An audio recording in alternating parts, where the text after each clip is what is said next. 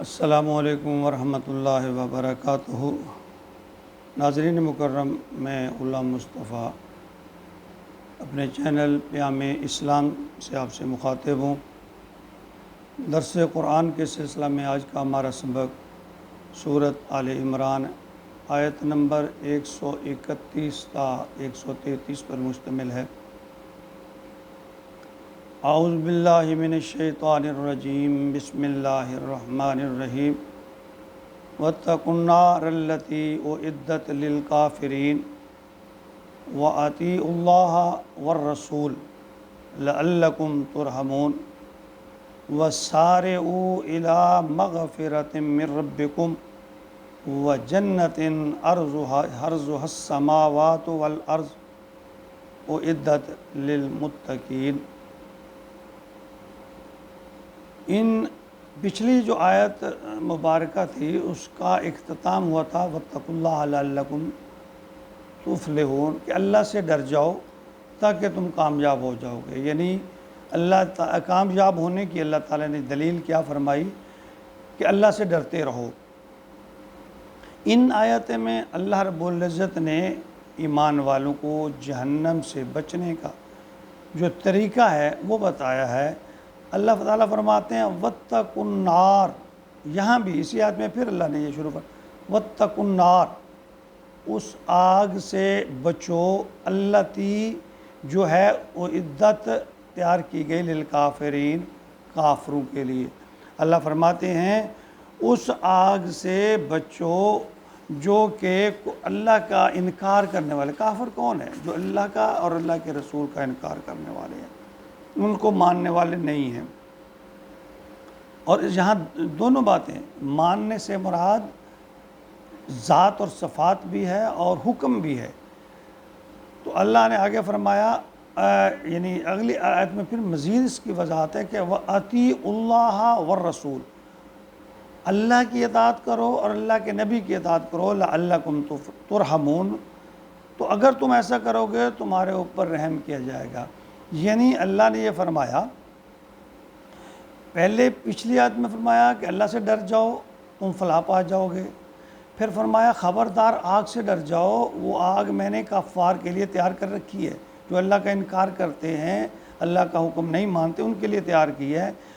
پھر یہاں آگے فرمایا کہ کیا رستہ ہے اس آگ سے بچنے کا، اس جہنم سے بچنے کا، یا اللہ تعالیٰ کی ناراضگی سے بچنے کا۔ اللہ نے فرمایا وَأَطِيعُوا اللَّهَ وَالرَّسُولَ، اطاعت کرو اللہ کی اور اللہ کے رسول کی لعلکم ترحمون، تاکہ تم پر رحم کیا جائے۔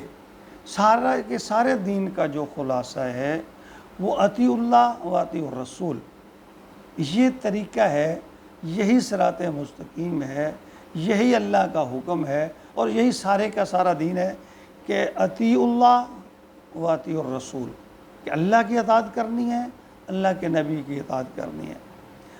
اس میں جو احکام جس طرح اللہ نے بیان فرمائے اور نبی مکرم صلی اللہ علیہ وسلم نے جس طرح ان کی ادائیگی کی، ہم اپنی زندگی کو اس کے مطابق ڈھال لیں، یہ دین ہے۔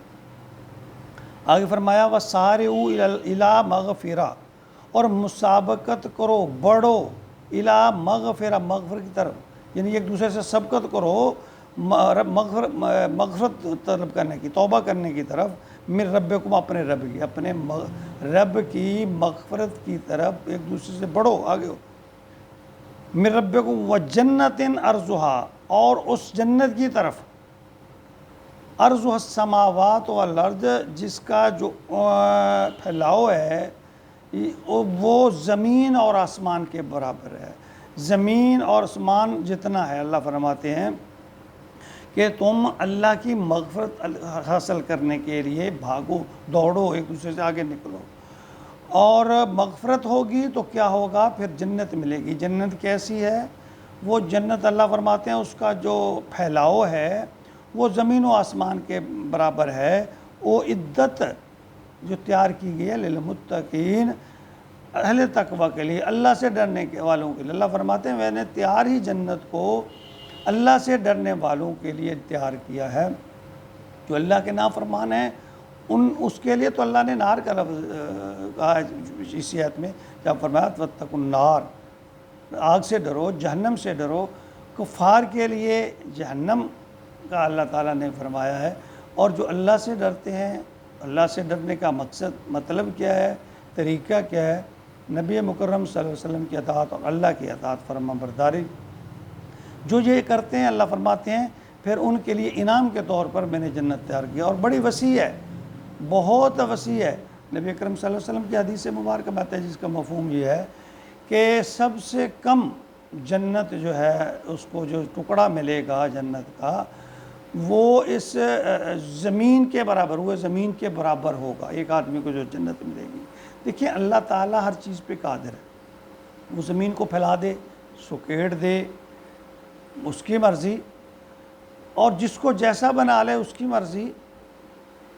تو ایک مسلمان، ادنا درجے کا مسلمان، سب سے کم تر مسلمان، اس کو جو جنت ملے گی اس کے بارے میں جو نبی اکرم صلی اللہ علیہ وسلم کی حدیث سے مبارکہ ہیں، ان کا مفہوم ہے کہ اس کو اس روئے زمین کے برابر جنت کا ٹکڑا ملے گا، جس پہ اس کی حاکمیت ہوگی، اس کا حکم چلے گا، وہ اس کا مالک ہوگا۔ تو اللہ رب العزت سے ہمیشہ یہ دعا کرتے رہیے کہ اللہ ہمیں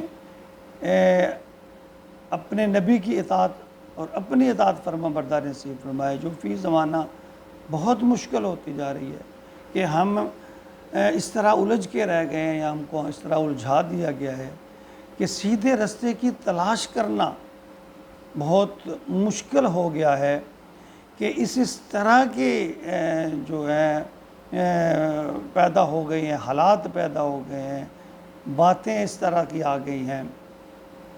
اللہ تعالیٰ نے فرمایا تھا کہ قرب قیامت جو ہے ایمان کو بچانا کوئی مشکل آسان کام نہیں ہوگا، تو وہی حالات ہیں کہ ہمیں آج صراط مستقیم کی تلاش جو ہے وہ ہمارے لیے ناممکن حد تک مشکل ہو گئی ہے، کہ ہمیں اس طرح آج کے عالموں نے الجھا کے رکھ دیا ہے، کوئی کس طرف کھینچ رہا ہے، کوئی کس طرف کھینچ رہا ہے، اور ہر آدمی اپنے آپ کو کامیاب فلاح پانے والا مومن کہہ رہا ہے، اور دوسرے کو کافر، مشرک اور مرتد بنانے پہ تلا ہوا ہے۔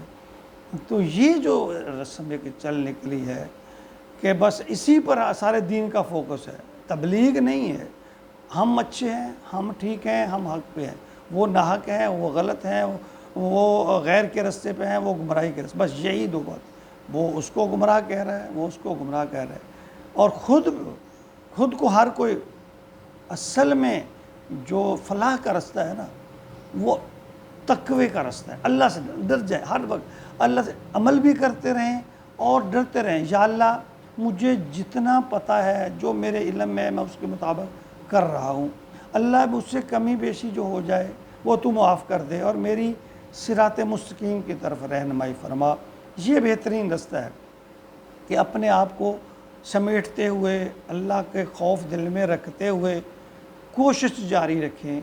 اللہ تعالیٰ ہمیں ہماری اس کوشش کو ہی دیکھ کر ہو سکتا ہے اللہ تعالیٰ ہماری مغفرت فرما دیں۔ جو ہے حالات جو ہیں بڑے مشکل ہیں، اللہ رب العزت ہمیں اپنے خصوصی کرم اور فضل سے ہمیں صراط مستقیم نصیب فرمائے، اور اس پہ چلنے کی، اور جو مسلمانوں میں ایک عدم برداشت کا ایک جو رویہ پیدا ہو گیا ہے ایک دوسرے کے خلاف، اس نے اسلام کو بہت نقصان پہنچایا ہے۔ اللہ رب العزت ہمیں باہمی محبت، اثار، ایک دوسرے کی ہمدردی، رواداری نصیب فرمائے۔ آمین یا رب العالمین۔